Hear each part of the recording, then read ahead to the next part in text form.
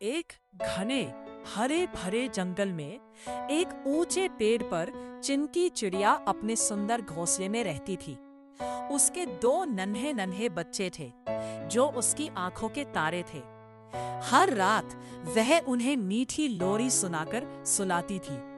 उसकी आवाज इतनी सुरीली थी कि जंगल की सभी पशु पक्षी मंत्रमुग्ध होकर सुनते थे। उसी पेड़ के पास एक कौवा भी रहता था।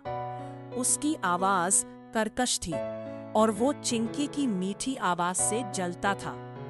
वो अक्सर उसे तंग करता और उसका गाना बंद करवाने की कोशिश करता था। परेशान होकर चिंकी हाथी दादा के पास गई। हाथी दादा तुरंत आए और कौवे को खूब डांटा। डरकर कौवा अपनी खोल में छिप गया। एक दिन जंगल से राजा और रानी की शाही सवारी निकली। रात को उन्होंने उसी पेड़ के पास डाला। जब रात में चिंकी ने अपनी मधुर लोरी गाई तो रानी उसकी आवाज सुनकर मंत्रमुग्ध हो गई। अगली सुबह राजा के सिपाही ने चिंकी के बच्चों को पकड़ लिया और उन्हें महल ले जाकर सोने के पिंजरे में बंद कर दिया। अपने बच्चों के बिना चिंकी कैसे रहती।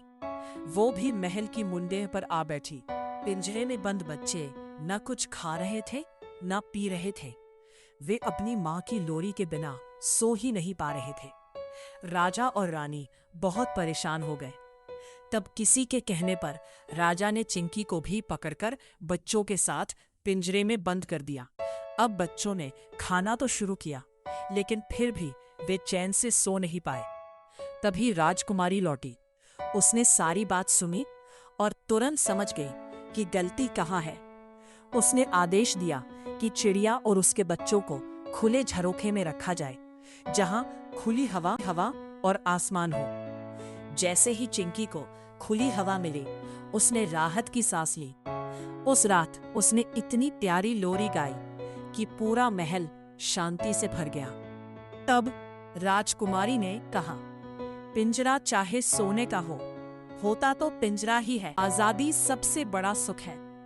राजा और रानी को अपनी गलती का एहसास हुआ और उन्होंने चिंकी और उसके बच्चों को आजाद कर दिया। चिंकी अपने बच्चों को लेकर वापस अपने घोंसले में लौट आई।